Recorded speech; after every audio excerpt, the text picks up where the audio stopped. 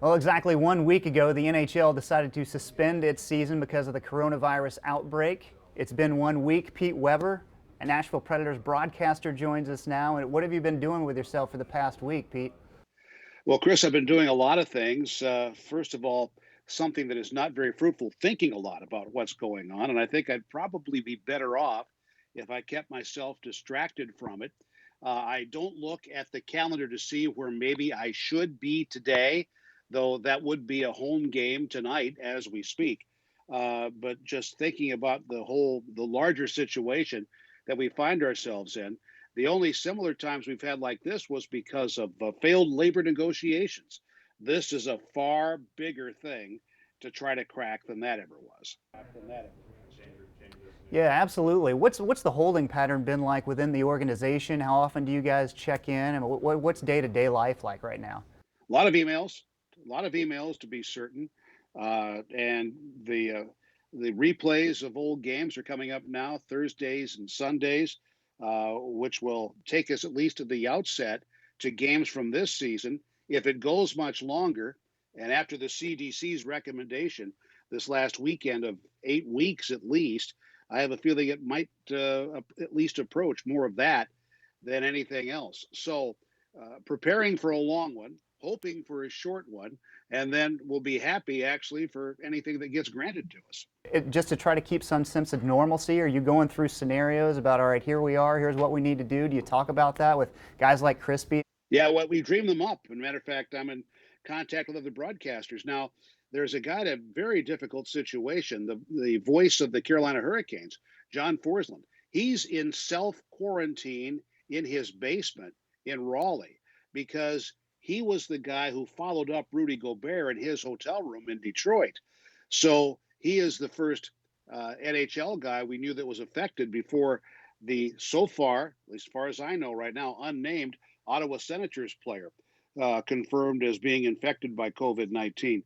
So this has been a little bit different than I think any of us ever would have imagined. Certainly when we were sitting in our hotel rooms in Toronto a week ago Wednesday and hearing that the NBA had suspended its season, we thought that what followed for the NHL and the other sports leagues would be inevitable. And truly, it turned out to be exactly that. You mentioned, I want to go back to Fox Sports Tennessee is re-airing some of the games on Yes. Thursdays and Sundays. So tonight's game is against the Capitals back in October. Indulge us a little bit with what you remember from that game. I remember a comeback in the third period by the Preds. And it's kind of interesting. The Predators and the Capitals, the last number of years, the Predators have had their number. I mean, I think it's what 9-0-1 their last 10 games against the Washington Capitals, and this was a club that a year ago or 2 years ago now won the Stanley Cup finally. So it was just, and it was intriguing that the good stuff seems to happen all the time in what is now Capital One Arena, previously known as the phone booth, and that's a little bit different now. But that was a game where the Predators just came storming back, and the Capitals were not able to stop that storm whatsoever. Now, I probably already know the answer to this question. I'm going to ask anyways. We mentioned we're coming down towards the end of the season here with the Preds, and they were making their playoff push. In your mind, did you think that the Preds were going to get into the playoffs? I thought they'd have a very good chance at it. And I would keep going back to what it was like 3 years ago when the Predators went to the Cup final. And that was a team that needed a late push just to make the playoffs. They did. And as of when things were hit, the pause button was hit, they were just 1 point behind the pace of that team. So, yeah, I thought I wasn't overly confident, but I thought they had a very good chance. What was starting to click, in your opinion, Pete, down the stretch here when they started to win games and pick up points? Defense was coming back together, and this was a team that has always been built upon their defensive depth. So that was working. And then the number of one goal games. The first part of the season, they didn't play that many. And I think since John Hines took over, I think it's like 15 one goal games. And the Predators had only dropped two of those. So that makes you think about a team being tournament tough and being able to handle many of the tests that are put in front of them. And while the numbers don't look so good now, I saw an improved power play and I saw an improved penalty kill. And I know that if you look at the way the numbers stand right now, you're going to say not very good compared even to last year. But I had seen recent improvement, and then guys being able to begin to assert themselves offensively. The game in Montreal, which turned out to be the last for the time being, where Philip Forsberg had 2 goals and Ryan Johansson had another. Calle Yarncroke ripped one pretty well too out of the side of the faceoff circle.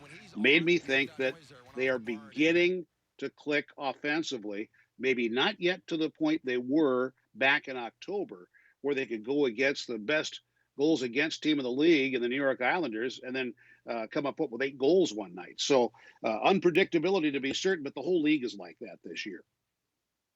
Yeah, you're right.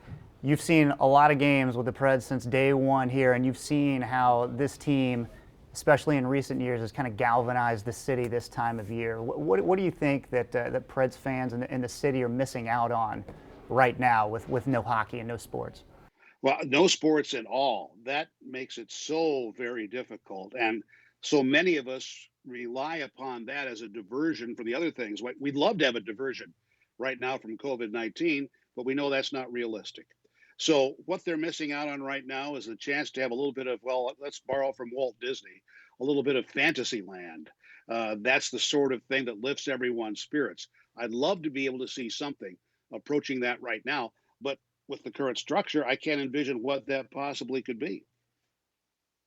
Yeah, well, you guys are doing your best to try to bring some of that back, re-airing the games, like you said, on Thursdays and Sundays. This Thursday tonight against Washington Capitals, then on Sunday against the Arizona Coyotes. 3-2 win for the Preds a couple of days before Christmas, and then the rebroadcasting of games, which also begin tonight. Looks like what the round 2 game in Game 4 against San Jose.